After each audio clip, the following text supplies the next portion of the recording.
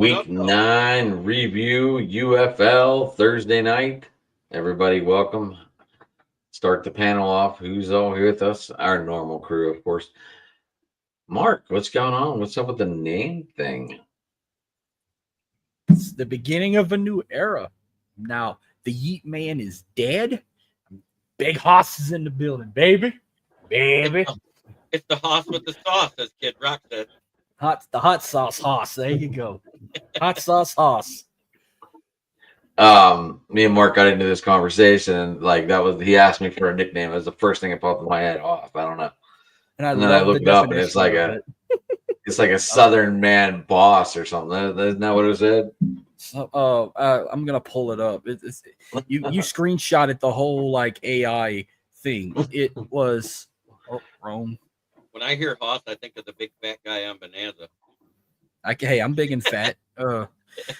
In the southern United States is a slang term for a strong, respected, and usually dependable person, often used as a term of address of a man. Big Hoss, yeah. Hot sauce Hoss. Or you can say Big Hoss too. Yeah. Good. The Hoss with the sauce.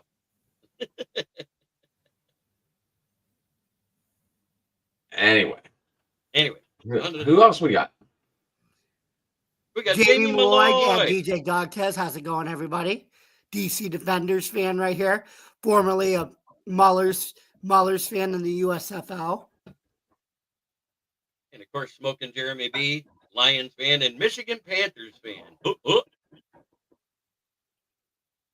I get Memphis because that was the team I chose. Because we don't have a team in Pittsburgh anymore. Lost the Maulers to XFL outbringing. But anyway, boys, week 9 came and went. My team was stuck on Turnover City again. I think we had 3 of them. And yeah.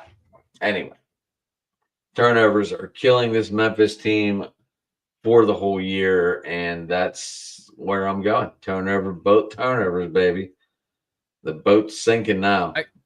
The boat sinks. I got a question. What would y'all rather? Sir. I got a question. What would y'all rather? Big Hoss or hot sauce Hoss? Big Hoss. Big Hoss.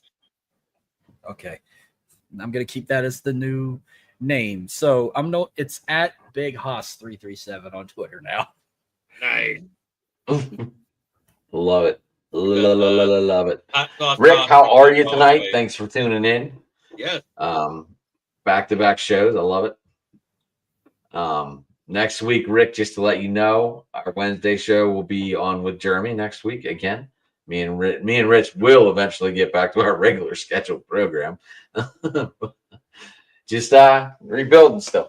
But, when Jeremy said doing NFC North and AFC North next Wednesday, I reached out to Rich and said, hey, Rich, let's go on Jeremy's show and talk some Steelers on there. So that's what we're going to do.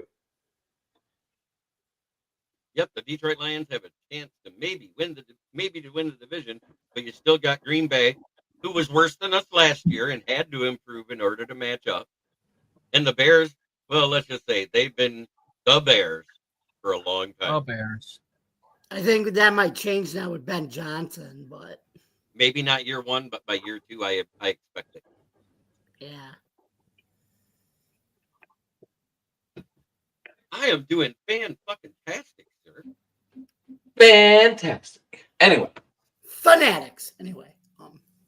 Go ahead, Jeremy. Shoot it off. You get this show rolling. All right. Well, the Memphis Panthers managed to shit the bed just enough.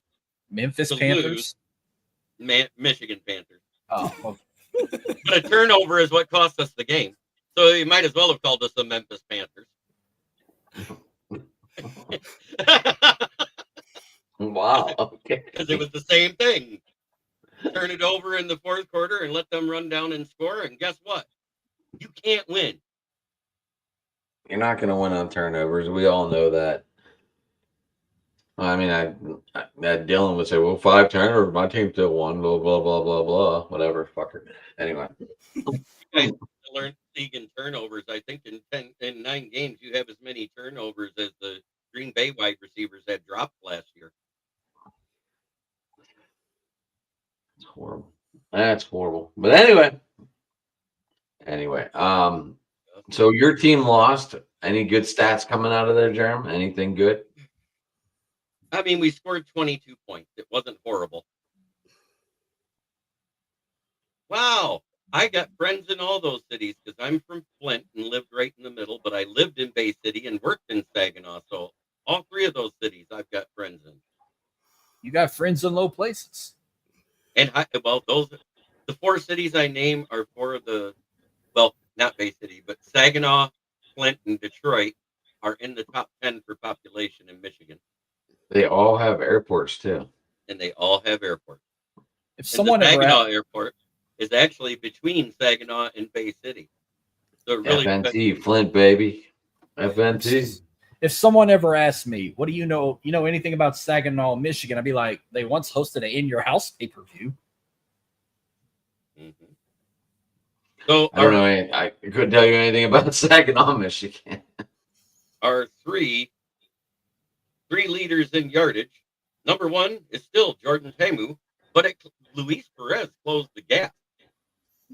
21:53 for Jordan Tamu, and Luis Perez has 20:15. He used to be like 600 behind and was behind Bryce Perkins. Bryce Perkins probably had his worst passing day yet, but what he did do was he still was managing to rush for touchdown. Oh, and you got friends in Kalamazoo also. That's awesome, Rick. Our Kalamazoo, a fun place. Ain't that where Western Michigan at? That's another place with an airport in Michigan. Yep. There's a lot of airports in Michigan, actually. There's Grand Rapids, there's Lansing, there's Kalamazoo, there's Flint, there's MBS. I thought the only one would be in Detroit. Funny thing is, you know that film Die Hard 2 that was filmed at an airport in the middle of winter? That was filmed at the Alpena Airport. Does anybody still watch Die Hard 2? I mean, I only watched the first one Christmas Eve because that's I watched them all. That's because it has a Christmas tree in it, Mark. And Christmas music. And Die Hard is the best Christmas movie ever. Yeah, not often you get to see a young Professor Snape fall off the top of the tower through a cop car to kick off your Christmas holidays. Yep. But your passing yard average leaders leading the league is Bryce Perkins. Second is Jordan Tamu, and then it is Luis Perez. So it's still the same top 3. We would lead the league in turnovers. Is that a stat? You know what's crazy is Bryce Perkins through 9 weeks has 9 touchdowns and still only 2 interceptions. Looks like your running back, Jeremy, after 7 games played, took over the touchdown leading. Mm-hmm. That's why I'm going next, rushing. Actually, you have 2 of them. You have Perkins and Tuawa on the. Perkins is a quarterback, not a running back. Right, but Perkins has 5 rushing touchdowns and Tuawa has 6. Interesting. That Polynesian culture, baby. Woo. Polynesian running power. Yep. 6, 5, and 5. And Max Dugan has 5, so 2 quarterbacks are in the top. That's the St. Louis guy, right? Yeah.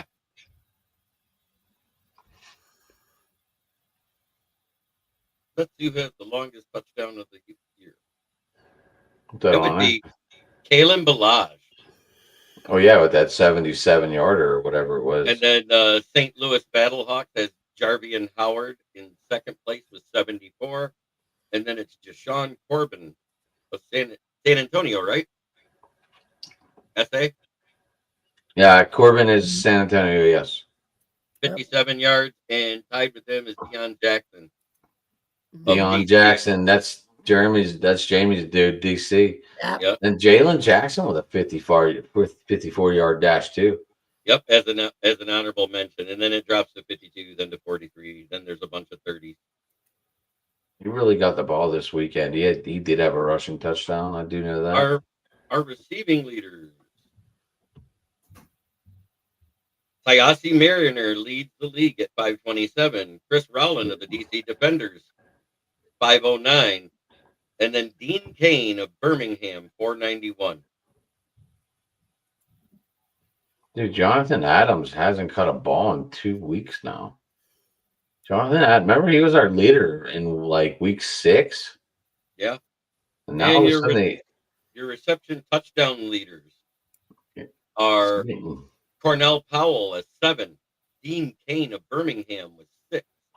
Keith Chisholm of Houston with 4, tied with Tyler Vaughn, Hakeem Butler, Malik Turner. And then there's a bunch of them at 3. Defensive leaders. your guy's not the leading tackle anymore, huh? I see that. Yeah, I think he dropped to like 4th. Yeah, he's 4th now. Wow. San Antonio is the top 2 tacklers in the league. That's a little Jordan crazy. Williams and Devontae Beckett. Steel Chambers is 3rd at 68, which means he hasn't. You're from Memphis, which means he hasn't played in the game.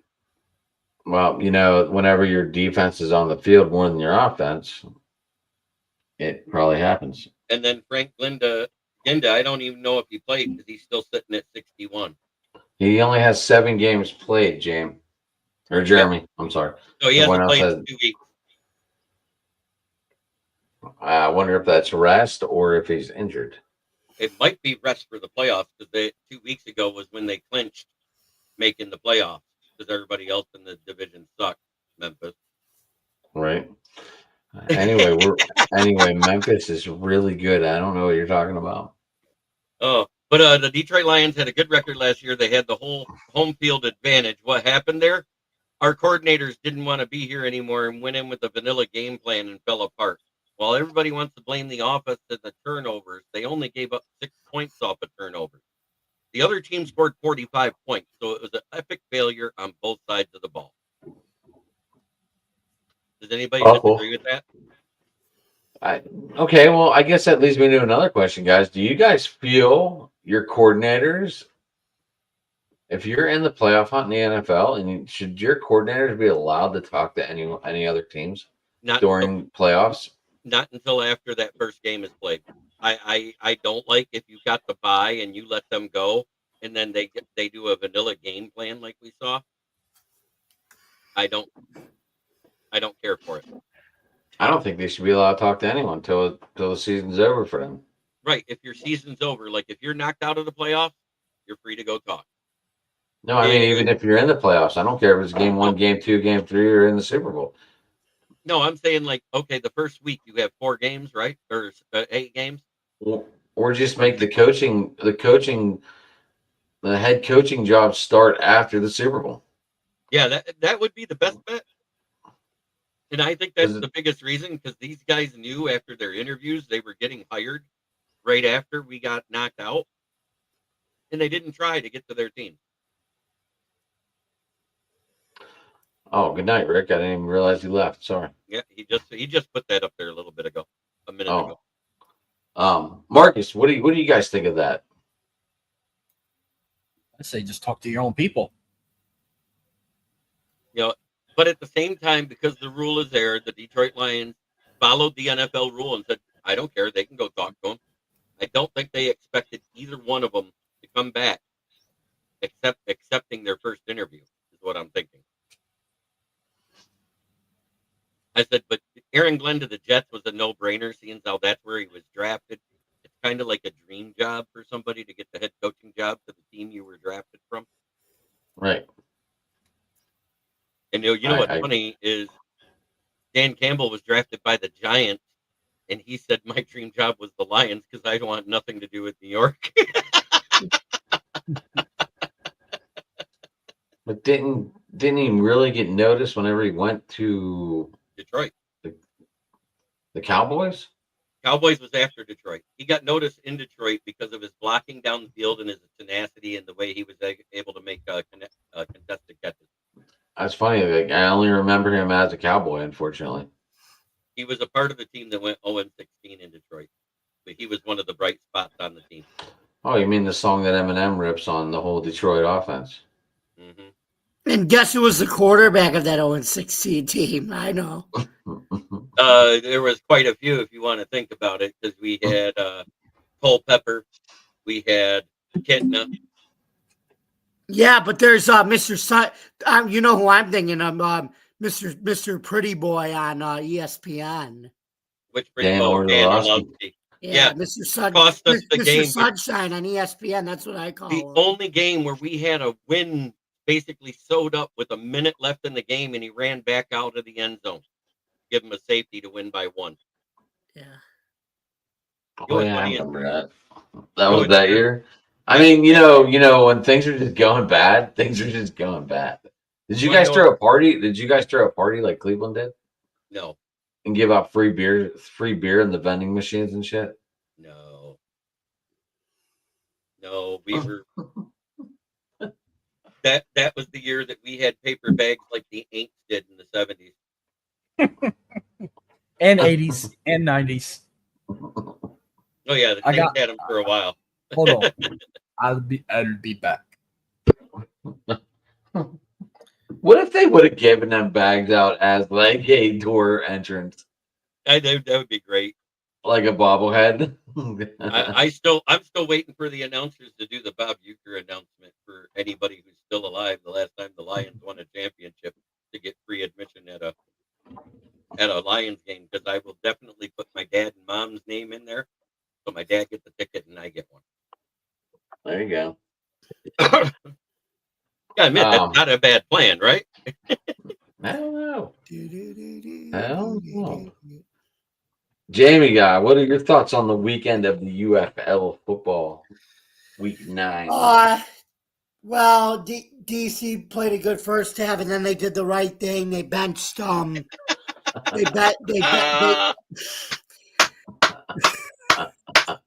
I can't help it. That was great. Oh shit! Got it prepared for next season. All right.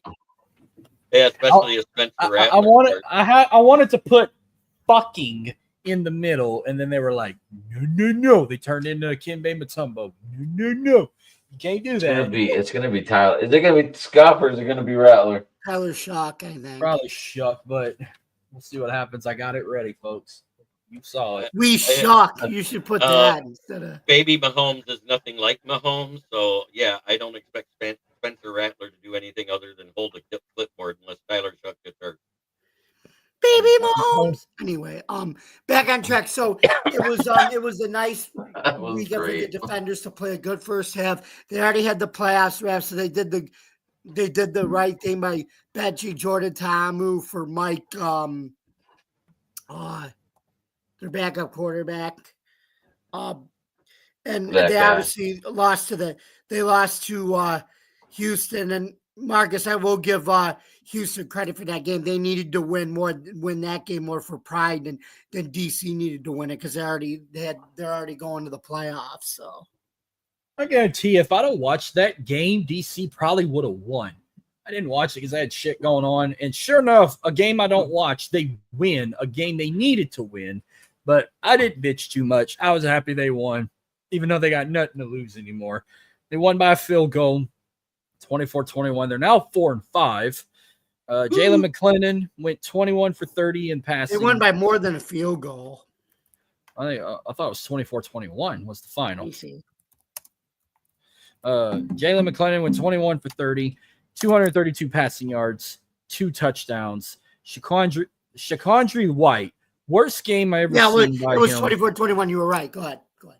Why did I say I ever seen? Worst game that I looked at numbers. Shakondry White only had 1 carry the whole game for 4 yards. But Lorenzo Lingard, 9 carries for 80 yards and a touchdown. Kiki Chisholm, 3 carries for 34 yards, 2 touchdowns. And Jalen had 9 carries for 23 yards. But Justin Hall led in receiving, 10 catches for 126 yards. And then overall, the defense, 64 total tackles, 38 solo, 3 tackles for a loss, 1 broken up pass. Offense, a total of 331 total yards, 107 total rushing, only 5 penalties, 18 first downs, and they went 4-11 in third down possessions. So I do have an interesting stat here. On overall all-purpose yardage, which includes returns and everything else, we finally, after last week, had somebody break the 1,000 yards and average over 100 yards per game. Chris Rowland of the DC Defenders has 1,087 yards in 9 games, averaging 120.8 yards per game. Sweet. It only took 9 weeks for it to happen. He must have had a hell of a game in the return game. Sweet, sweet, sweet. All right. Where are we at now? I just want to play Pac-Man or Galaga. That's all I want to do. Like I keep looking at it in my mirror. Right. So what's our standings from last week there, Hoss? All right. Big Hoss. Okay, so real quick. You can't be Big Hoss because that's the guy on fucking Pawn Stars. Hot sauce. Hoss, no, it's Big Hoss. It's Big Hoss. It's all right, we're going Big Hoss. Big Hoss on the go. There we go. All right. So week 9, myself and Adam tied this week with 2-2, while Jamie and Jeremy went 1-3. Because we all won the Battlehawks together. We all lost the Showboats together, but Adam stood tall. Adam stood tall with the Stallions while the rest of us picked the Panthers, and I stood tall with my Roughnecks while y'all took the Defenders. Mm-hmm. So with attendances, first game in San Antonio, Showboats Brahmas. This was in San Antonio. No. My bad. I'm looking at the wrong week. Battlehawks at the Brahmas in San Antonio. In St. Louis. In St. Louis. Okay, then I put that part wrong. Was that the Friday Night Lights? Yep. Yes. I said 7,000. Adam said 14,000. Hang on. I want to shorten the screen so I can see y'all's reactions because I could never see our reactions all the times. All right. 14. All right. For the Brahmas Battlehawks game, I said 7,000. Adam said 14,000. Jamie said 12,000, and Jeremy said 11,000. The attendance was 27,890. Adam gets it. I got 1, baby. Woo! See, we were way off though because we thought it was in San Antonio, but the game was in St. Louis, so that's why it was more. I got mixed up. Yeah, I would have put more too. I probably would have said 20,000 on a Friday. I would have said 22. Good thing I knew St. Louis was home. I didn't want to throw it all off for you guys. So, all right, Renegades at the Showboat in Memphis. I said 3,000. Adam said 6,500. Jamie said 5,000. And Jeremy said 253. Did I win? On the highlights, it looked like the attendance. On the highlights, it looked like there was 253 people. The attendance was 2,044. Actually, I was the closest, so I won that one. But wait, but you went over, didn't you? You were over. Oh, okay. Then Jeremy won. Yeah, I say you did 2,500. Yeah, that don't count. You were over. All right. Oh, so if you're over it, you don't. You got to be under it. Okay. Now. Right. All right. Well, then Jeremy won that one with the lowest number of all numbers, and he still won. Panthers, Stallions. That was like that $1 bet on the Price is Right there. Like that's exactly what it was. I just threw out a random number to go up below everybody. All right. So for Birmingham, I said 11,000. Adam said 8,300. Jamie said 8,000, and Jeremy said 9,000. The attendance 10,344. So Jeremy got it again. 2 out of 3. And finally in Houston, are you paying these people to go to the game, Jeremy, making us lose, making us all look bad. Nah, I just like numbers. And finally, in the last home game at the Cage, probably the last game ever, if they get shipped to another city. I said 2,000. Adam said 12,000. Jamie said 4,400, and Jeremy said 4,200. The attendance was 6,684. So Jamie got that one. Yay! Good You job, lost the Jamie. game, but you won the attendance count. And Yep. the average attendance for week 9 was 11,740. Yeah, but that St. Louis one always throws it off. So I didn't win. I didn't win shit this week in attendance. Good job, Hoss. Way to go, boss. Way to go. No He threw up- attendance record. He threw up the golden sombrero. Like in fuck, what's that? What's that name? The Three Amigos or whatever with Chevy Chase and all that. Mm-hmm. Oh, who else was in that movie? Chevy Chase, Martin Short, and Steve Steve Martin. Steve Martin. Yeah, that was a yeah, good like movie. I said, hey, I should have watched that on Cinco de Mayo, but I didn't. guys, you guys missed it again. I did I their saw little you looking to the side. I don't know what look. I've only seen that Okay. movie a handful of times. I don't remember all of the This shit. was their famous salute, the Three Amigos salute. Yeah. I remember something like that. Yeah, Yeah. it kind of was like what was that dance? Hey, I need a Macarena. I need to find two dumbasses to be that with me for Halloween. We can just go around the bar, just do and see if we get kicked out.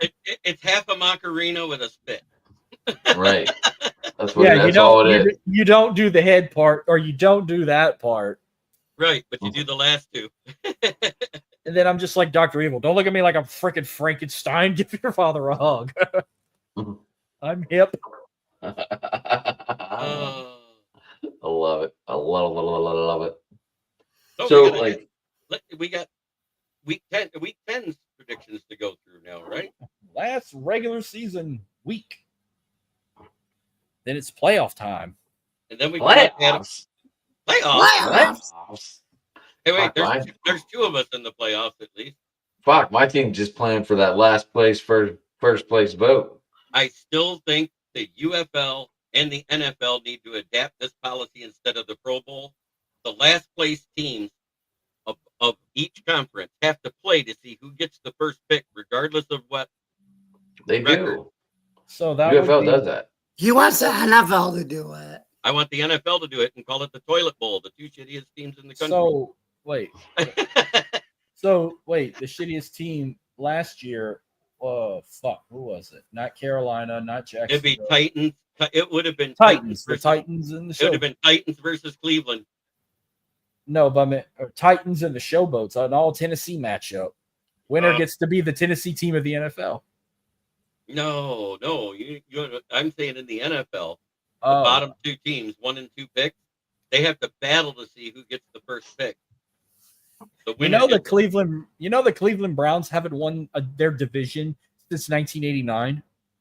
I didn't know that. That's how long it's been. I mentioned that on my show yesterday. Like, it's been a 35-year drought for them. It's been a 23-year drought, I think, for the Raiders and the Jets. And then I said, if you're like the Bills, the Texans, Tampa Bay, and like whoever won your division that year, you're safe. Saints, it's been 5 years. So, how long? Steelers, how long it's been since they won? I forgot. Been 8 years since we won a playoff game. I'm talking about when you Yeah, but win the winning the AFC division, North. they won it in 2020, if I believe, was the year that they went 11-0 with the worst 11-0 team I ever seen. Oh, see, it's been Who, 5 years for Steelers? y'all too. The Steelers?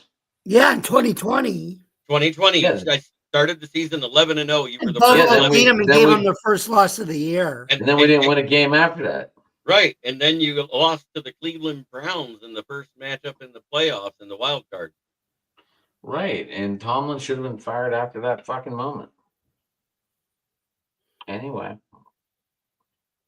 just another playoff year lost. Because he's really good for a mediocre team. Anyway, All right, so what's the Friday night matchup? yeah, are the matchups changed because of the last place game playing for the first place vote or pick? I just want to know where they're going to play the Panthers Roughnecks game if they're not playing at Ford Field. They're going to play it probably at the soccer stadium. They got a soccer stadium in Detroit. I don't know. I was going to say, no, they're going to play it at Protective Stadium, and then the other one's going to be played at the Edward Jones Dome. They're still talking about where a whole factory complex that's been leveled not too far from Comerica, LCA, and Ford Field. They're still talking about building that into a soccer complex. The problem is having the money to build it without it coming out of the taxpayer. Mm-hmm. So they're trying to get all the sports owners to try and chip in on it to lower the cost. So it ends up being a very marginal property tax increase. That could be another indoor facility for a lot of teams. Well, MLS is growing, so Detroit having a team would be perfect. Right. And also, it has to be a grass field. So that's the thing with MLS. That's why they won't do it at Ford Field. That's why they won't. And they can't do it at Comerica because there's too many baseball games. So and that's the one thing. That's the one thing about this new Cleveland stadium. If it gets approved, it will be a grass field. They're going to do what they do in Arizona, and wheel it out and then wheel it back in. Don't the Raiders do that too? Yes, they do. Now, what about Atlanta? Atlanta's got an MLS team that plays in the Chinese takeout box, but they have turf. Falcons have turf. I think I doubt they're the only soccer team that plays turf. They've been there before that ruling was made. The problem is, you know what I'm saying? They got grandfathered in. So they're grandfathered in with the asshole turf. Oh, so they're the only MLS team to play on turf. Yeah. Fuckers. Because shortly after that, they said, no, we want the guys. Can't even sell it out. Well, neither can the Falcons. The fail can't. They need a smaller state. I think they should have smaller stadiums, like majority of the league does. Jamie, are they getting rid of the old Highmark for stadium eventually, or are they going to keep it for something else? What when Highmark gets tailed? Well, you're building your new stadium. Are they going to keep they're going to tear down Highmark to build development around that area. I was just wondering what they should keep it and get an MLS team. Well, I know. I think only two teams in MLS share an NFL stadium: the Sounders and Atlanta. I think everybody else has their own stadium. Right. So don't Seattle play on turf too? Yeah, they might be the other. Well, I thought the Seahawks was grass, natural grass. Yeah, that's an outdoor stadium. 12 man. That was not grass when I walked it. That was turf. Maybe they went back. I knew there were some college stadiums that switched back to grass, and some NFL stadiums were going back to turf. I'm about to look it up. Lumen Field in Seattle. See, when I was there, it was called Quest. Yeah, it's not Quest anymore. It was Seahawks Stadium, Quest Field, Hey, look who's in. Hey, Rod Dog, JB, Captain Retardedly, and Hoss, the LSU boss. I like that. Hoss, the LSU boss. Oh, shit. Where the Jake, missed you, buddy. We don't know where you've been doing daddy duty and shit. You need to get your kid watching this. That way you can have more father bonding time. He is an adorable little shit. Field Turf Revolution 360. That's what the Seahawks have. It's artificial turf. But at the same time, I wonder. It's a combo of poly and astroturf. Oh, that's why. They are buying a house and selling a house simultaneously. Ooh, you're moving back to Oregon. I'm sorry. Go get your beaver, dude. He is an Oregon State guy. He likes the Beavers. I like their colors, black and orange. But... I have no idea. I was just being a smart ass. I know. For all I know, it could be a duck. You know what? This old man likes beaver too. Yeah, me too. But I feel like if I was from Oregon, I'd probably be an Oregon Duck, but I'd probably be ashamed of it because they can't win shit. Oh. Oregon State can win it in baseball. But prayers to her, J.I. Did y'all see the EA Sports College Football 26 trailer? that featured Enter Sandman. That's nice. Is it for Virginia Tech? I love it. I didn't see that part. Well, they used it in the whole commercial. They played the song in the whole commercial, and it was badass. And another new feature, they have drone shows in stadiums now, which certain stadiums do drone shows I didn't know about, like Nebraska, Texas, Cal, and other teams like that. No, not Penn State, but All I The got to say, game looks the same as last year. and you know what? Visually wise, it's going to be hard for them to improve what it looks like since 24 because the games haven't changed. They look the same.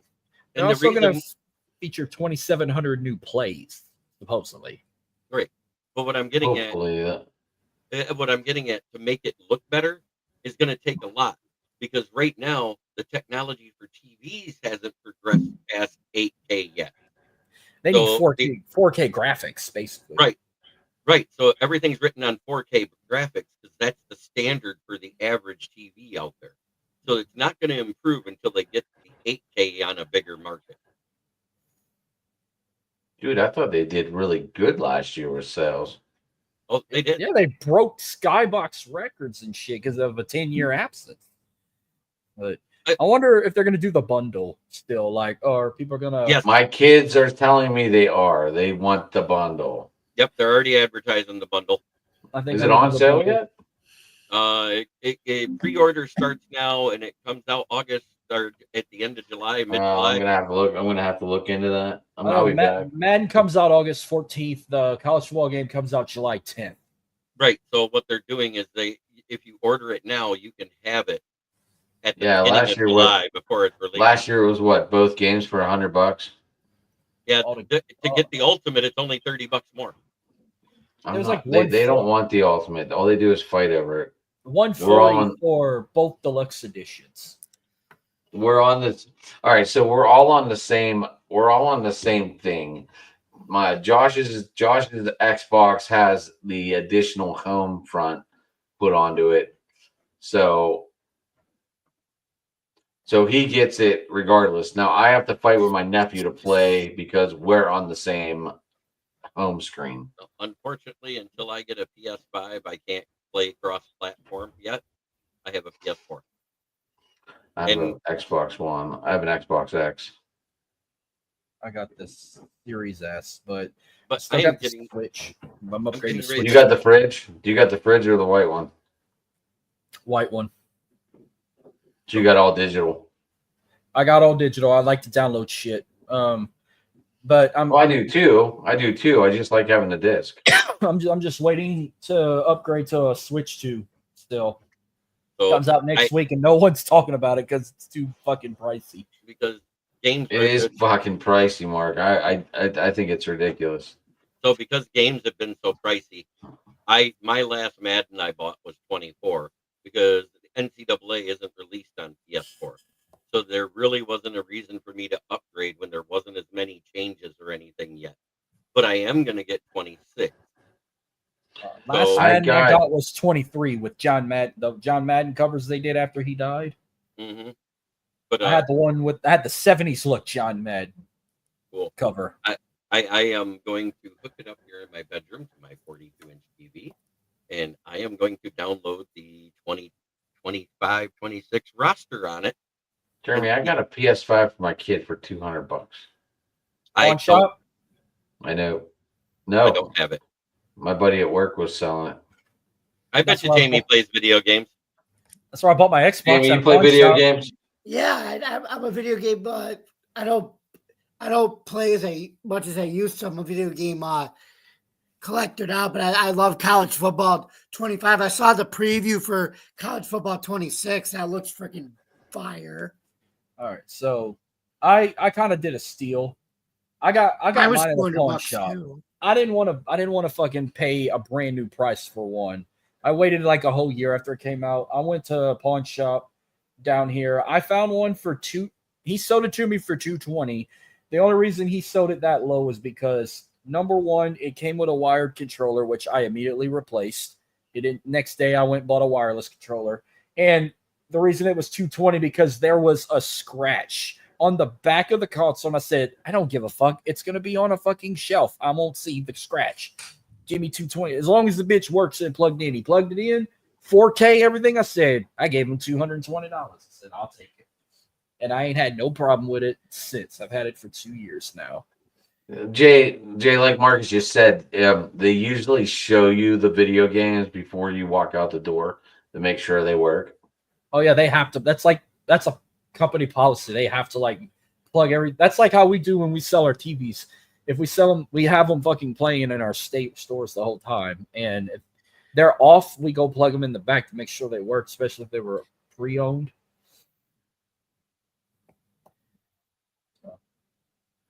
I'm so glad we stopped with the fucking 85 inches or bigger, because son of a bitch, those are so heavy, and they're over two to $3,000. Nobody wants to pay that shit. Hell no. Especially when you can get a 50-inch now for like $250 at the Walmart. I got a 38-inch Vizio, and I'm happy with that. I don't need no 55. I mean, I'll really no more than a 55, but I put a 50 in this room. My mom gave me this 50, and then I got the 50 in the living room for a Christmas gift. I mean, and I'm on a 32-inch screen right now. I got a 60-inch in my living room down here, and I got a 42 in my bedroom. I think it's either a 28 or a 32-inch in the bedroom, but I still have like a Sony box big screen TV from 2008. Like that was my first big screen TV I ever got, and it's still going strong to this day. But wow, I got one of them Skeptatoras or whatever they are, and back here. I bought a Vizio because I wanted a TV to play video games on that wasn't gonna have a color burst, so I bought a Vizio. I have a Sony and I have a Roku one, TCL, I think. I have had no problems with either one. LGs are good brands, but like Silos are shit. Samsungs can be shit. And TCLs, I don't know. I mean, I'm in a delinquish with TCL. I'd rather the OnStar TVs, no fucking lie. The remotes are a bitch to lose, but they are worth it, especially if you like do streaming. Like if you got Roku and shit, or you stream all your TV watching, OnStar's the best TV for you. And Walmart is the best place to get them, whatever size you wish to have, but the legs are so easy to break. But I don't know. I don't even know how you say this brand. Like I had to order a universal remote today for this TV, and I don't even like. Is it Septicora? Never heard of it. I never heard of that either. That's Scepter. I don't know. It seems like a good TV. They're not bad. I used to be a TV repairman, and Spectre uses LG screens. So it's a good one. It's decent. One week we're talking video games, another week we're talking TVs. Well, when I was a warranty TV tech, which was from 2014 and warranty. Did you call people and say this is for your TV warranty? No. I worked for a company that handled them. It's Scepter, not Spectre. Right? It's SC? Yeah. Okay. Yeah, it's Scepter. I don't know. I don't know. My mom gave me this TV for free, so I'm not complaining. Right. I mean, it works, right? Nope. She said, as long as it fits in your car, take it. And I said, okay, I'll make this thing fit. It's a 50-inch screen TV. Oh, the new college football game's also going to feature real life coaches like Kirby Smart, Marcus Freeman. I saw Day was in there whenever you showed the. You watched my episode. When you watched my episode? I did. I didn't watch your episode, but I mean, I watched the preview covered. Whatever you sent today in the group chat. Oh, the trailer, yeah. They have real life coaches in the game now, which that's enough. Also, like they brought back the feature where you could play high school ball to get recruited, but now you can play with like real national high school teams like freaking Duncanville, Bishop Gordon, IMG Academy, or anybody else that's like freaking top. It's all the top ranked ones, right? I'm pretty Probably a lot of California and a lot of Texas base. Florida, Georgia, all of them. But I'm gonna see what they got, but I might play with Duncanville because I'd like to go watch them. Like if I ever go to another, I think Allen Eagles are on there too, and I think Lake Travis might be on there all from Texas. Westlake, Drew Brees' alma mater. I think they're all in the game, but I know Duncanville's 100% in the game, and I'm probably going to play with the Panthers. That's a team I would love to see if I ever go back in the Dallas area. I'd like to go to a Duncanville game. Now, do you pick? I'm sure you don't know enough about it yet, but do you pick where you go to get recruited? I think they do like they did, where if you win your high school playoff games, it shows like schools that want you and all that. And then I think at the end, because they have a ceremony where they put 3 hats on the table. I don't know if they let you pick your top 3 or it's the top, or whoever you want to pick is put somewhere, and then the other top 2 that want you the most are just extra hats. I don't know. I'm trying to read into it, but I know they have a ceremony in the game where when you pick in your school, they got 3 hats on the table. And I think the college you choose, I think, is in the middle. And then the other top 2 that wanted you the most are in between. I was reading. Jay brings up another good question too, Mark. It seems you did your homework on this game. How's the nil work in this game? Oh, you can commit, and even week after week, you can decommit. So you can commit to a school and then decommit the following week when you're doing your road to glory. No, the NIL. Is there a no transfer? I know in the other game they had NIL deals. Like they had some weird ones, but I'm pretty sure they'll have that shit again where like, oh, you can sign an NIL deal in your road to glory. Like they did in the last I want to play a regular season, not online, not against a computer, like we used to. Like on the PS2 with Reggie Bush on the cover, you played your way, had an AP vote and everything else. That was race for the Heisman, yeah. They're also going back to the old school where you can pick a team and do a dynasty with just the team and play with the team and not as a coach. They're going to go back. They're also going to have that too, like Road to Glory, Dynasty, and then the one where you can pick a school and play a whole season with them and try and win them for a championship, right. Like in the good old days. They're going to have that again too. What he's asking about when you're recruiting, like let's say you're the coach, and can you offer NIL deals to convince people to commit? Oh, yes, I don't know. 25 you can. Oh, I didn't even know that. I've been playing that game 10 fucking months. You can sell the house too.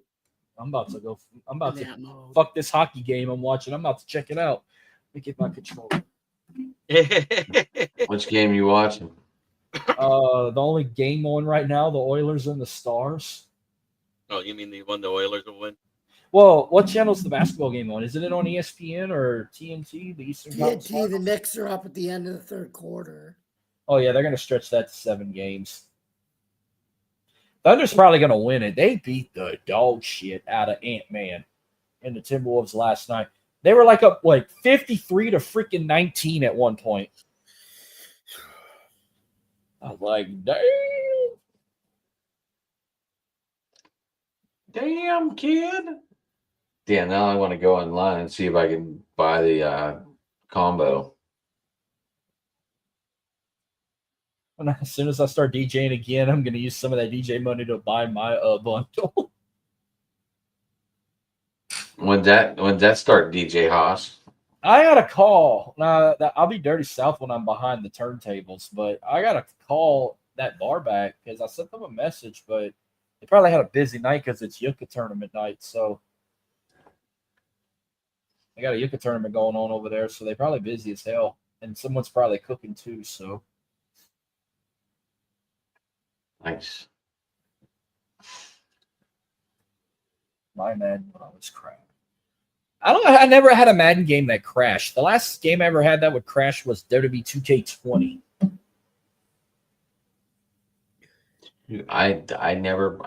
I'm sorry. The only basketball game I ever got into besides NBA Jam was Coach K on the Sega Genesis. It's the only basketball game I got into.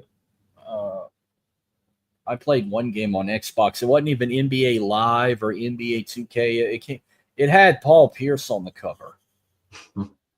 Marcus, you got a question out there, buddy. Would you let Raw Dog guess? No, I don't have extra guesses. I had my very Remember, I'm first, Raw Dog. wait, I would be Raw I- Dog as a guest DJ.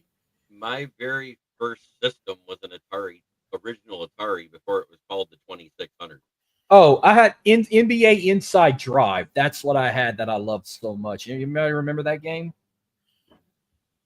I do not. It came out in 2003. It had Paul Pierce on the cover. That was the first basketball game I had on Xbox before I started playing live for like a year or two, and then I switched to 2K because our 2K was better. But now, I think I've asked this question before, but let's go back to them 2,000 days on Xbox. Would you rather NFL Fever or Madden? Jeremy J's cutting up on you. I did play Pong. You forget I was born in 1970. Pong came out in 1971. So you also Super had Red. Invaders. Oh my gosh! So Dig I Dug was- and Galaga. Pac-Man. So I was walking around. There's this place up in Robinson, and I forget the name of it. It might have been like one of them trade-in game places and shit. Mhm. They had the Atari 2600 games and the system there in behind the glass for sale, and I was like, oh my god. Yep. Like they had Super Breakout, dude. I was like, I would buy this just to play this fucking game. Jeremy, what about ColecoVision? You had one of those? Yes, I did. I also had the Odyssey. I also had The fucking Odyssey. I remember that. yeah, that was the first one with the real Hangman game with the actual keyboard on it, where you could actually type in the letters for Hangman. Mm-hmm. Dude, Dr. J versus Larry Bird was an awesome game. It was horrible graphics now, but back then it was fantastic. I'm about to get back on Twitch. these Smoking days. Dad has entered the building. I'm about to get back on. I'm about to start playing on Twitch again. Well, Marcus, we have a Twitch on our channel if you want to use it. Well, I have my own too. I ended up renaming it. Well, Did you guys? Couldn't that's you, my- I had a- couldn't you I had use a- both? I had a- Couldn't you use both and stream the both from here? Well, I use the software. I never. You don't use StreamYard. I was using Streamlabs desktop. Oh, I don't know how that works. I don't know nothing about Twitch. Oh, I just know that we should go live on it every once in a while. I used to have a show called "Hey, Let's Play," and "Hey" was spelled like my last name. Dun, dun. Oh, now that song's in my head, Jeremy. Screw Pretty you. fucking catchy, eh? Want to hear it again? Want to hear it again? Yeah, I want to hear it. It's got a little catchy groove to it, It's- even though it's like an old jazz type of groove, ain't it? It sounds like the intro of an 80s soap opera. Right. It sounds like I'm ready to hear someone come in and just go like do the Carlton or some shit. You can't. The Carltons. No, maybe not the that- Carlton. They that's- might. That's too slow. They might do that the. that beat's not fast enough to do the Carlton, because the Carlton you go like that. Oh. That's not fast enough I- to do the Carlton. The Carlton is perfect. I would consider doing mime dancing to that song. I can The- think of mime dancing. the perfect Or song. shoulder shrugging. The perfect MC song Hammer. for- Do the MC Hammer. The perfect song for the Carlton is "It's Not Unusual to Be Loved by Anyone." Well, that's the song they did in the show. I mean, Yeah, Yeah, the song that made him that might be famous. the only one that works with that song. It's not unusual to be loved by anyone. Do-do-do-do-do-do. It's not unusual to see me cry. Dude, Jeremy's the karaoke fool, dude. Yeah, one of Uncle these days you're Phil. gonna have to give me access so I can like load some of my songs in here because I got like 5 of them recorded now. Where is the mini me at tonight? I don't know where Josh McNally is. I don't know either. Where is dear Josh McNally? Where is dear Josh McNally? Where is dear Josh McNally? Way yonder in the pawpaw patch. All I know is he cut up on Dylan really bad on Tuesday.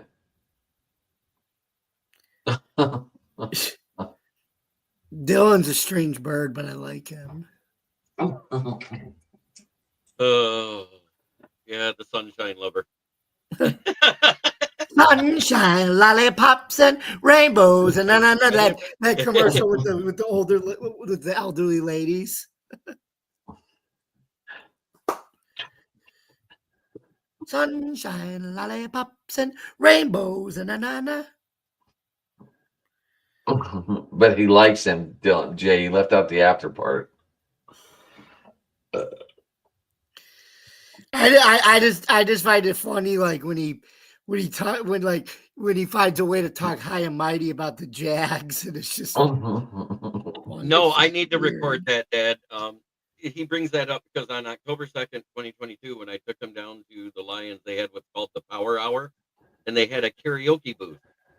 And I sang With Arms Wide Open. My Creed. Yeah. What was funny is right outside the booth where you try to grab the golden ticket to get the 15% off any concession stand, there was 2 of the Detroit Lions cheerleaders there. And when I walked out, the girl actually grabbed and like rubbed my forearm and said, "Man, you are really good." No, With Arms Wide Open is Creed. Well, I just heard the news. If you guys want to hear it, I'll belt it out right now. With arms wide open. Well, I just heard the news today. Seems my life is gonna change. I close my eyes. Dude, that's about his Begin kid. to pray. Yeah, I love that song. My favorite one was the Weird Al Yankovic cover with legs wide open. Well, that wasn't a Weird Al Yankovic cover. Well, welcome to room 8. I'll show you everything with legs wide open. That wasn't Weird Al Yankovic. What about living with a hernia instead of living in America? That's Weird Al Yankovic. Huh? I like weenie in the bottle, like genie in a bottle. I stuck my weenie in a bottle, and I can't get it out. Dude, you can't leave out Amish Paradise.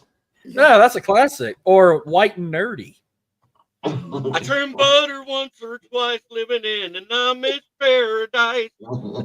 Oh, what's another one I remember? Shit, I used to know. Like a surgeon. The white stuff when he's doing the Oreo cookies, making fun of the new kids on the block. Oreo, what's in the middle of the white stuff?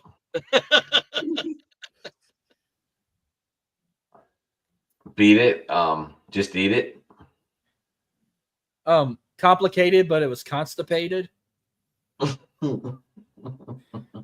Why are you going to have to get me so constipated? No. Oh, shit. Oh, thank you, J.I. Yeah, because he heard me play my recording of Faithfully. One of my favorites was White and Nerdy.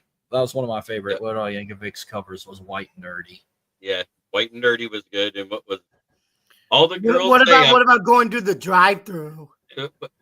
My favorite was all the girls say I'm pretty fly for a rabbi.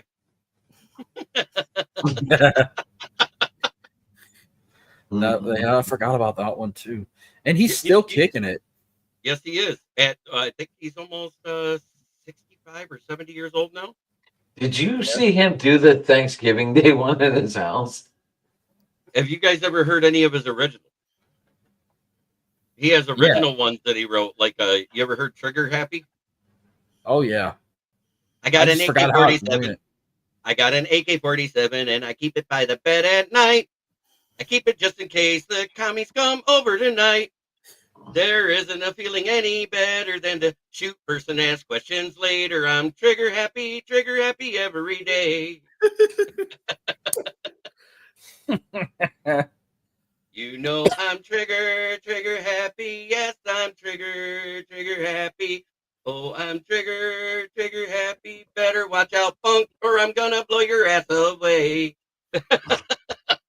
I used to like the Larry the Cable Guy Christmas songs, like "Get a Job, You Bum Bum Bum Bum." Oh, my favorite's Rodney Carrington. Who put the dick on the snowman? He could use a carrot. Titties and beer. Oh God, I sing that at karaoke too. Thank God I ain't queer. Dude. Or I got a 12-inch dick and a dozen roses. Yep. In a pickup truck. Hubba, hubba, hubba. Yes. Grandma got ran over by a reindeer. That was a classic. No, okay. So there was a singer, swamp pop singer from Louisiana. Trying to find his name. Oh, by the way, not the baseball player. His name was Ron Guidry. He was a swamp pop singer, but they called him Ron Black Guidry. He had a song he was parodying instead the Christmas song "Walking in a Winter Wonderland." He had a song called "Walking in the Woods with My Parent."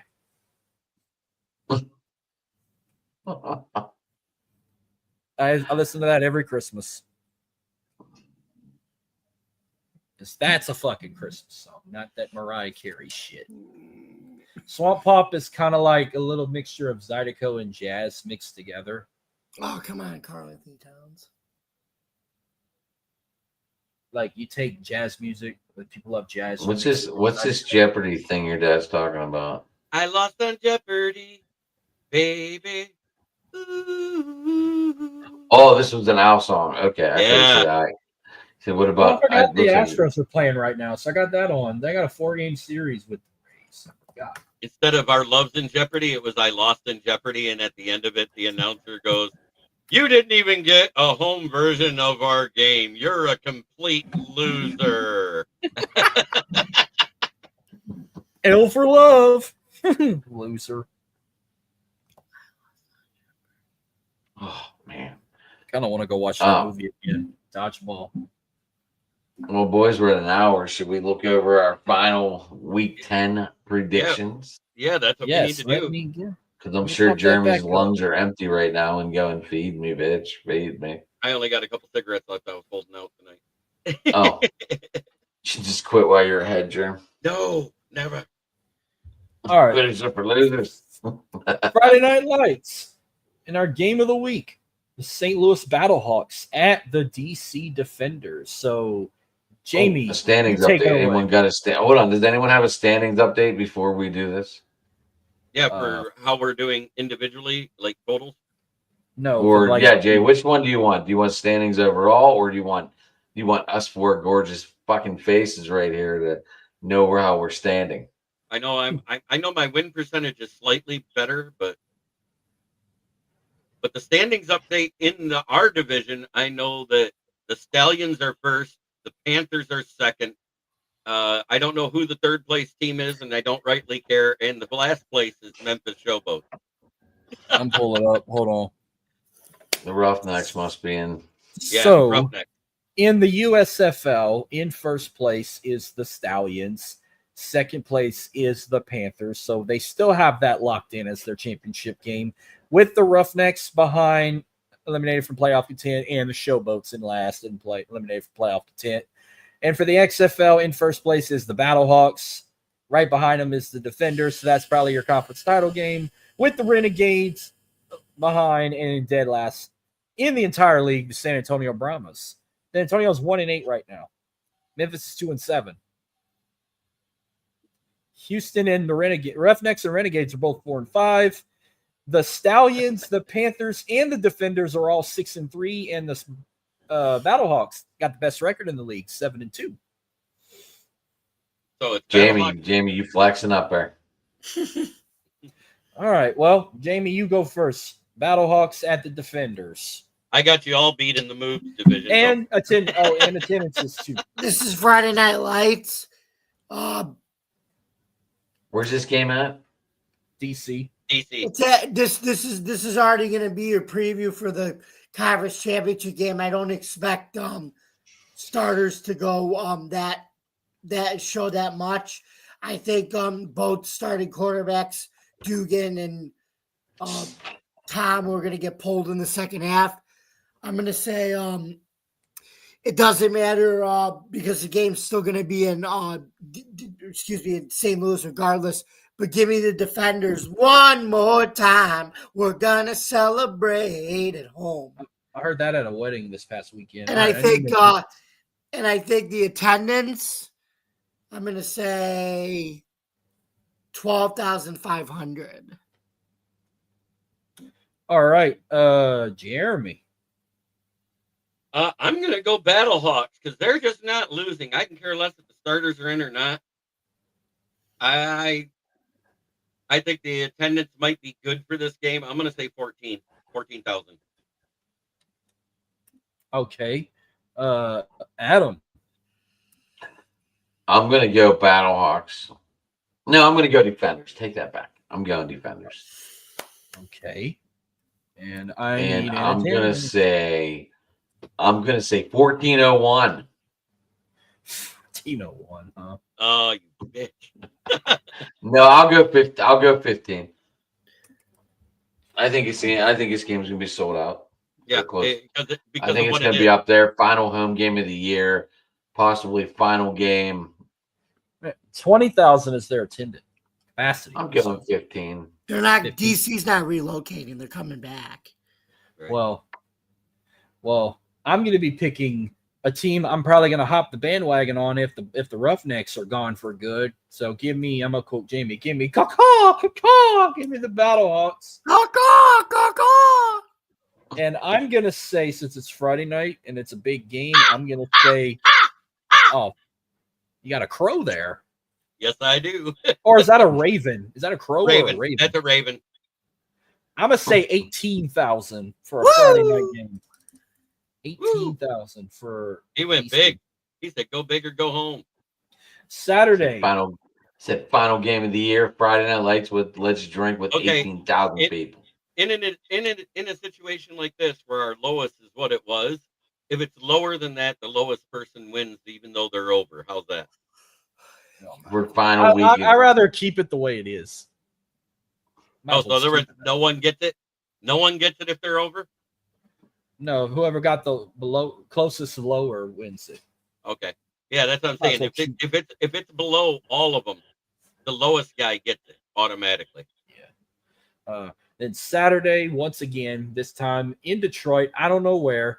Roughnecks Panthers, the only Saturday game. Now this time you can catch it, unlike Week 8, and a freaking live watch along got canceled. And what happened this week if I wasn't had to work or got offered free tickets to the Baton Rouge Regional Saturday, where I'm gonna fucking sweat more than a whore in church. So, Roughnecks at the Panthers. Jeremy, I'm taking the Panthers. God damn it, they gotta win. Now I might have to let this attendance Who are the slide because we Panthers don't know playing? where the fuck they're gonna play at. But It isn't announced where they're playing. Who are they playing again? Houston. they're playing Houston, but we don't know if it's gonna be in Ford Field or not because supposedly they had something going on or got renovated for something. I don't. Yeah, so That's right. We talked about this might be at week. Wayne State University. If that's the case, if it's at Wayne State University because that's close enough to Ford Field, I doubt they'll put it in the big house. Oh, they're definitely not. I don't think it's going to be in Ann Arbor. Right. Dude, if it's goes to the big house, that'd be a fucking wild. What about where do the Tigers play this weekend? The Tigers are home. They're on a home. Okay, stand so right they're now. not playing at. They're not playing at. I Tiger think Stadium Wayne State is where it is, and Wayne State has a seating capacity of 8,000. So with that being said, and it's the end of the season, and tickets are cheap, give me the 7,500. Okay, how about this? Till we're not 100% sure where they're going to be at, we'll put two attendances. We'll put one at Ford Field if they manage to have it there, and one for another stadium. So you said 8,500 for that other stadium. If by some miracle No, it said Ford I said Field, 7,500 because 8,000 is the max. 7,500 for the other stadium, and give me an attendance if it's at Ford Field. If it's at Ford Field, I'm going to go 11,500. Okay, I'll keep that in mind. Jamie. Give me the Panthers, and I'm going to say 7,000. 7,000 in the small stadium or in Ford Field? 7,000 in the small stadium and 10,000 at Ford Field. All right, Adam. I'm going Roughnecks in an upset. Okay, Nipple Mania running wild. Hey, You've been looking again, God damn it. The separate stadium, I'm gonna say 40. I'm gonna say 4,500 in the separate stadium, and I'm gonna go with 11,000 in the big stadium. All But right. the hottest team, but the hottest team in baseball is home. So I'm gonna drop that down to 9,000, Marcus. Because this is Saturday, it's probably a day game at Detroit. It's a 2:00 game. 2:00 right, game. But what time and do the Tigers play at 7? It's a night game because they have fireworks. Oh, so I'm gonna go 11 and 4. Astros do firework games on Friday nights now. No, they do them all weekend in Detroit because we were that. No. Astros only do them on Friday nights at home. All right, so of course I'm picking my Roughnecks to finish strong, and they hopefully pray they can keep the team in Houston if they don't relocate. That other stadium you were talking about, whatever it's called, Wayne State University. Yep, probably they have a football field, but it only seats 8,000, and it's actually old school bleachers. I'm gonna say 1,500 if they have it there. If they go to Ford Field, I'll say about 8,000. Wow. All right, then we got a doubleheader on Sunday. We got all Texas matchup. The Arlington Renegades at the San Antonio Brahmas. So Adam, what's that one? It's in the Alamo Dome too. I'm taking Arlington. You're going with the Renegades. Hang on, I spelled Brahmas wrong too. I didn't put an H.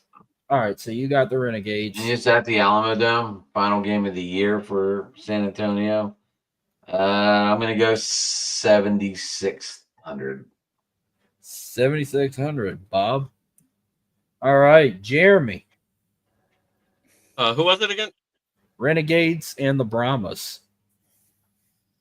Oh. Oh. Let's go Renegades. And give me 3,000. I'll go low. What the hell? 3,000. They'll probably have more Renegade fans than Brahma fans. It's Dallas ain't far. Dallas is like what, 3 hours from San Antonio? It's not Jamie. A holiday weekend.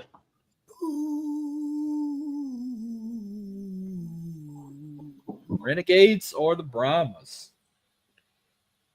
Jamie? I'm gonna say the Renegades win, and this could possibly be a swan song for Louis Perez, the King of Spring. And I'm gonna say, give me 9,000. 9,000 in the Alamo Dome. All right. And across the board is the Renegades, because unfortunately I'm picking the Renegades too, because San Antonio is just a crock of shit. And but like I said, they do have a young coach that could be a star in the making with Peyton Party. So I'm gonna say 6,000 in the Alamo Dome. And then last but not least, Stallions at the Showboats. Adam. This is the throwback game to the 1983 version. The Showboats will be in their red and white jerseys.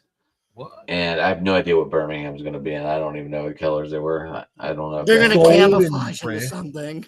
Gold and red. That's what I thought. Gold and red. Yes. Gryffindor colors. Obviously, I got to go with the Boats because that's my team. This might cost me the week, but anyway. And this game is where again? The Liberty Bowl. The Liberty Bowl, final game of the year, 8,200. 8,200. Damn, that's a lot for their final home game. All right. It's a throwback thing, so who knows? Mm-hmm. I think recognize an old school team. I think the Stallions are going to win, and I think the attendance is going to be 3,800.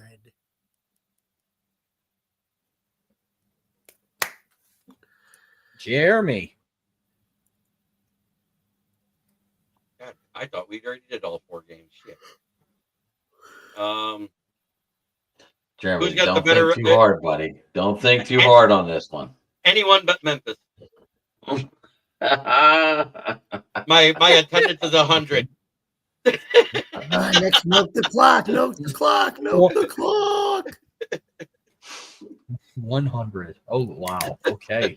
I'm guaranteeing to hit the low. I'm gonna also pick. I'm also gonna pick Stallions. I'm gonna say about 2,500 in the Liberty Bowl. It gives me wiggle room. Marcus, how'd you get free tickets to your weekend getaway? That was a question earlier. Somebody who's a season ticket holder got some, and he got one, not some, got one, and he's away at work, and he called me up first. I said, I have to work, but let me check because I might be able to find a way to get off. But if I can't get off, then I need them to win tomorrow so they can play the final game of Saturday, and then I'll still be able to go. So it all depends if they win tomorrow. They play at 2:00. If they beat Arkansas Little Rock, then they'll play their second game at night Saturday, and then I will 100% get to go. If they lose and play the first game, I can't go. If they lose and I can't go, I'll do a second half watch along with Jeremy. Or if we close out and I'm off and they lose, you better hope they lose tomorrow. You better hope the Arkansas Little Rock Trojans beat LSU in the first game of the regional. Marcus, is this true what Jay typed here in the last question? When you are DJ Dirty South, you get free. No, fuck no. I don't get free shit. I get free ass whoopings. Everybody gets those every once in a while because I don't care how good you are. You'll lose. Well, if I want to try and turn into Trey Songz and be like Mr. Still Your Girl and take some little girl, then leave. Fart one hand and shit in the other and see what fills up. Bottoms up. Anyway. It's a good song by Brantley Gilbert. I'd rather Nickelback. Look at this photograph. Every time Adam's basically a Pennsylvania Brantley Gilbert. He can pass this Brantley Gilbert. Who, me? Minus the tat. Yeah, minus the tats. Jesus. That dude put on some tats over the fucking years. I think now he's all blacked out in his chest and shit. He was just in Wheeling like last week. And, so what is he like, Brody King? Is he so is he like Brody King now? He's blacked got out his whole torso and it's all black. It looks weird. Like I was like, what is this guy doing? So wait, he pulled a Ronnie Racken, Machine Gun Kelly. He did the whole black sleeve now. He joined that trend. That's what it looked like. I mean, obviously, the pictures I saw were far away, but I was like, but it caught my eye. I was like, what the fuck? I don't know. I'm not into the whole black. I don't know how to phrase this, but like, I'm not into the whole blackout. Cover your whole arm in black. I'm not into. Me either. I think it's stupid. I don't think it looks attractive at all. No, he ain't blacked out.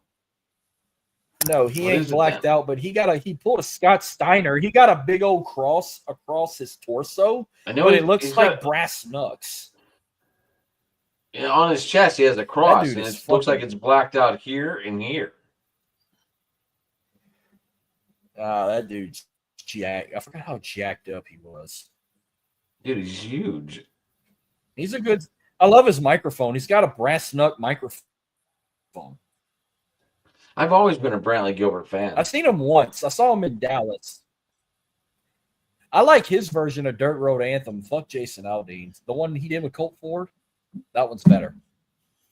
I like that. That's where I got introduced to Brantley Gilbert. But then I got his what's that album he dropped in 2011? I got it on my phone. The one that had Kicking in the Sticks and all that on it. Halfway to Heaven. That was my favorite Brantley Gilbert album. Marcus, you have another wrestling question up there. Scott Steiner math all day. But I love Rick Steiner too, but I was more into Big Papa Pump, Freakzilla. I'm a Scott Steiner Rick math fan. stole my heart. Give me the dog face. Oh, Grumps. I'm I a like Braun that Breaker time. fan. I love Braun Breaker though, but Braun a little bit of both. He talked like Scott, but he looked like Rick. And Rick, now that new group he got with Seth Rollins and Paul Heyman and Bronson Reed, I'm fucking love it. But despite Triple H making stupid decisions, Dude, Bronson I Reed might might have been only the best addition. Reed might have been the best addition, and that's what they needed. it just didn't make sense after he beat the fuck out of Seth Rollins for months and now they're friends. Do you think they're gonna break this up and give one of the Hell no. two sidekicks a shot at Money in the Bank? No, I already know who's going. LA Knight's probably going to win Money in the Bank. Seth is definitely not winning because Punk's going to cost him and make sure he don't win. It's probably going to be LA Knight, but everybody wants Karrion Kross in it. There's one more qualifying match left on Raw, and we're waiting to see if Kross is going to get put in it to qualify because Kross has been getting over lately, and everybody wants to see him wrestle more and his smoking hot wife. Everybody always wants to see the smoking hot wife. And then I'm not going to complain about the tag match they made. I'd rather that than the fucking 6-man idea with Travis Scott. Yeah, I saw that. It's just I was Cena, like, what the fuck? Cena and The thing Logan in Paul November, is versus- that what we're talking about?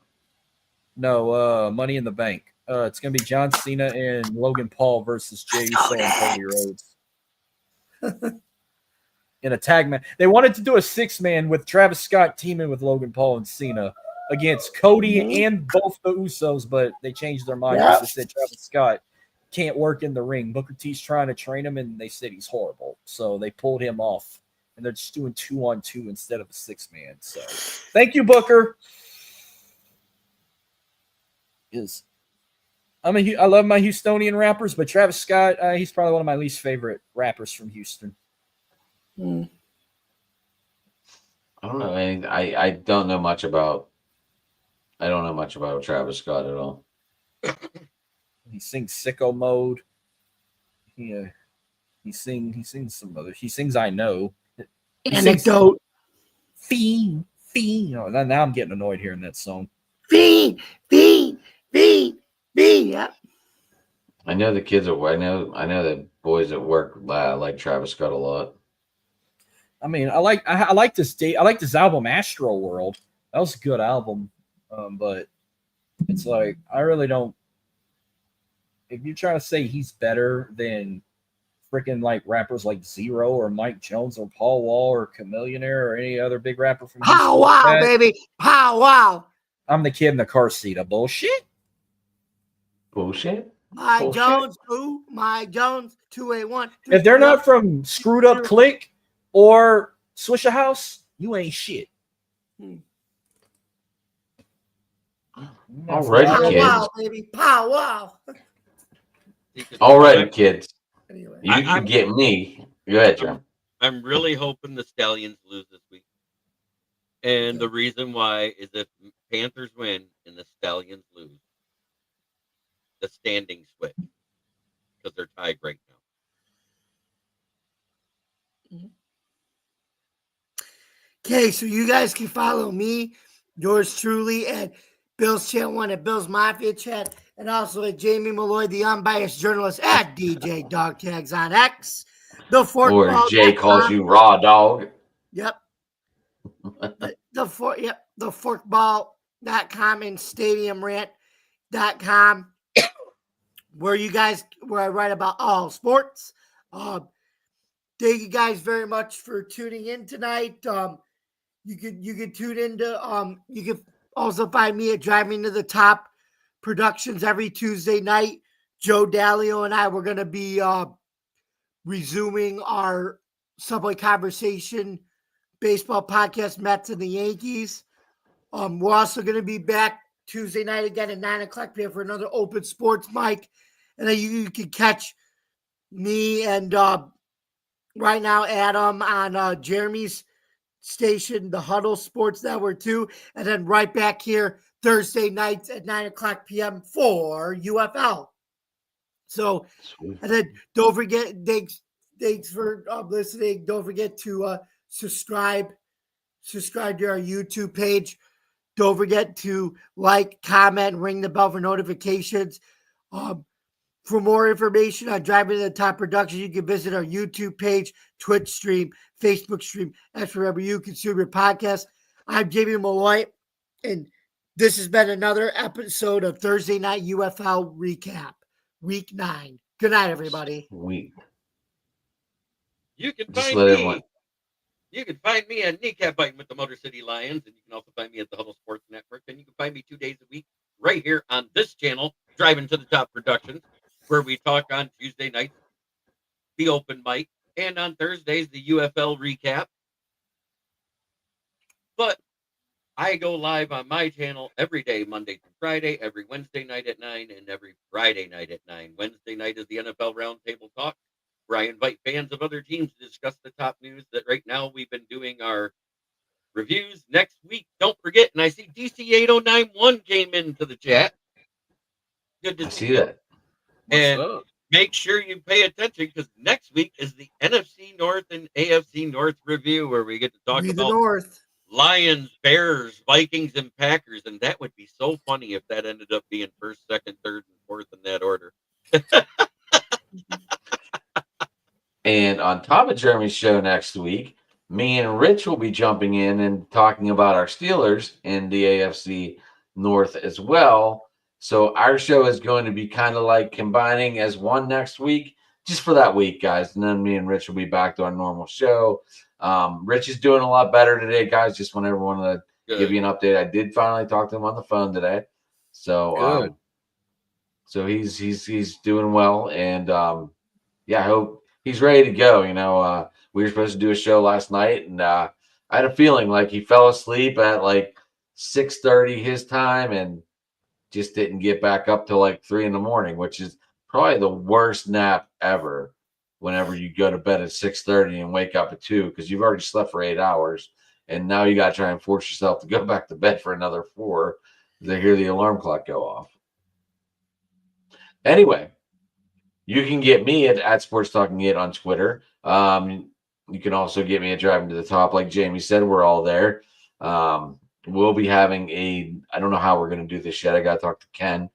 But we're probably going to have like a collab new section for the playlist on YouTube coming up.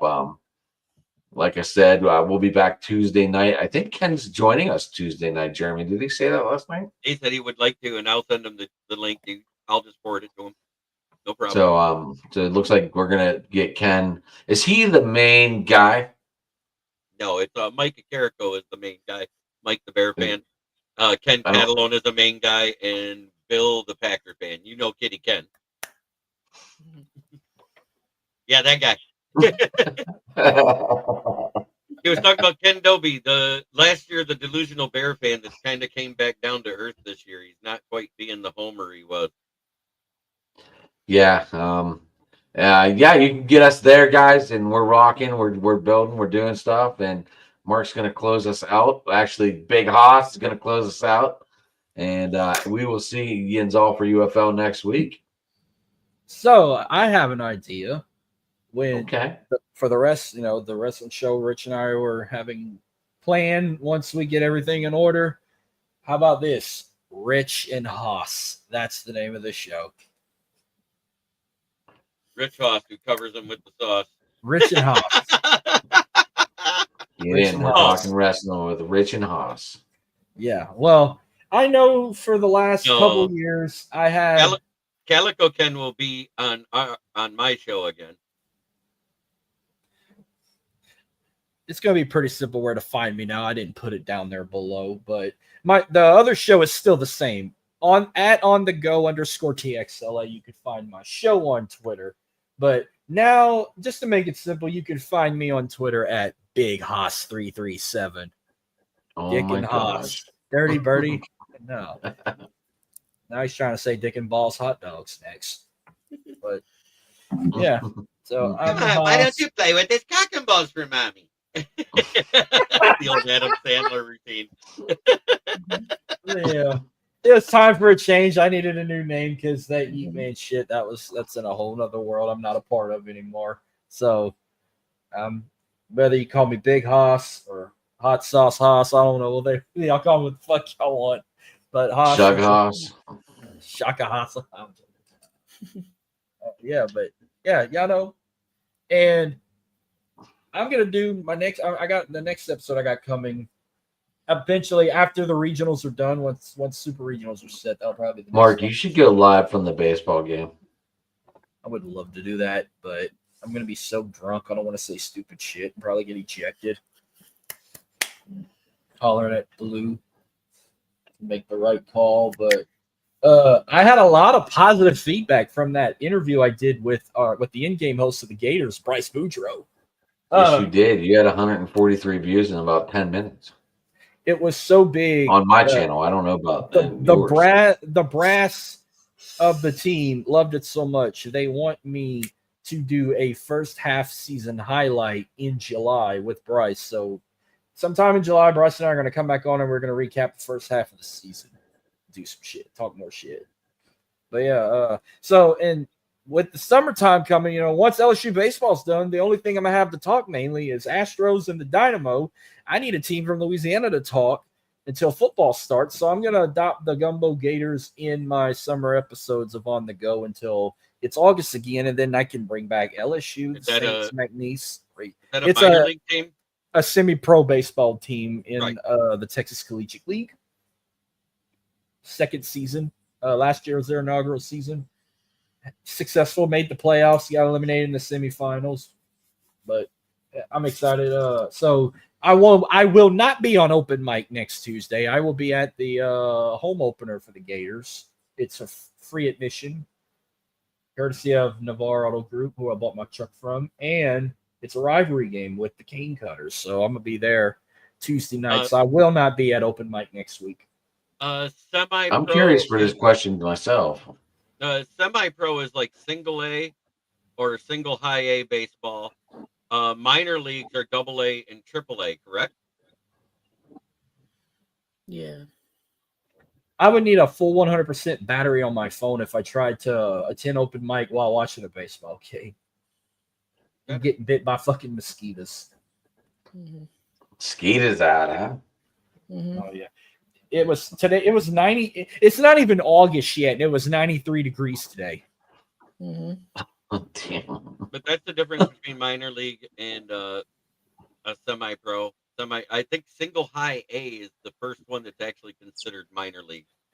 Oh, breaking news. We are getting a Stanley Cup rematch. The Oilers just advanced to the Stanley Cup Finals, beating the Dallas Stars in Game 5. They're going to play the Florida Panthers, and Florida's now favored to win again because they did not touch the trophy yesterday when they beat the Hurricanes.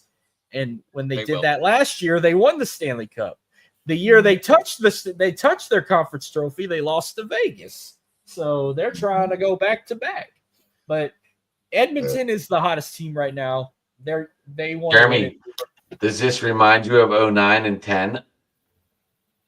Yeah. So I'm picking the Oilers to win, and first Canadian team since '93 to win the Stanley Cup. Well, no, I mean like when Detroit played the Penguins back to back. Oh, that was 08-09, Adam. 08-09. 10 was the Flyers and the Blackhawks. Oh, that's right. That was the Patrick Kane sneak goal. Yeah. Yeah, Blackhawks won it that year. I remember that. I used to rep the Blackhawks at one point. That goal went in, and I was just like, that's in the net. The Blackhawks they're trying to rebuild they got a lot of young players. That's why. But ever since their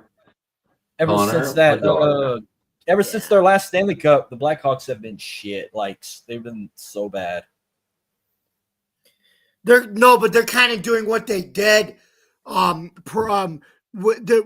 they did to get Patrick Kane and Jonathan Taves. They're kind of doing that now. They're collecting a bunch of young guys and trying to form a new core. Yeah, I'm taking the Oilers. That's why, Marcus. I'm taking the Oilers in 6. Well, I'm taking the Oilers, and then the NBA Finals. If the Pacers pull it off, I'm probably just gonna take the Thunder to win the NBA Finals. But I wouldn't be surprised if they choke. But I think this is the real deal team. Like way they put it on the Timberwolves last night, I think they want it more. So I'm probably just going to ride with the Thunder to win it. Mhm. Tyrese will get one eventually, but at least we'll get if they win, we'll get 2 teams that are playing for their first title because the Seattle one don't count for OKC. I don't count it. What year was it that the Supersonics won it? Was it in the 80s or the 70s? Yeah, because I think the last time the Thunder made the finals, they lost to LeBron. 2012. They lost to the Big I don't want to talk Three, about that. Miami 12. Yeah, I was pissed because I used to be a Thunder fan when Kevin Durant was there. I used to be a Thunder fan when Kevin Durant was over there. He used to be my favorite Russell player. Westbrook, but it's Serge Now Ibaka. Now I'm a Rockets fan. Don't forget Serge Ibaka was there too. They won it in 1979. The Seattle Supersonics won it in 79 in 5 games against the Washington Bullets before they changed their name to the Washington fucking Wizards. Or unless the Bullets relocated. I don't know where they relocated to. Or is that? Oh no, they just changed their name to the Wizards. It's still the same. This is the longest I think we've gone since we said our closing statements. Yeah, no, it is great. Yeah. Mm-hmm. All right. It ain't like I got to get up in the morning to go to work. All right. Work. What the? All right, kids. Well, we already said our goodbyes. We said how to reach us. They said how to get us. And I want to thank all our commentators tonight for tuning in. I want to thank Jeremy, Marcus, and Jamie, everyone for stopping by, doing our normal Thursday night thing. Yeah. So everybody have a good night, and we will talk to you all later.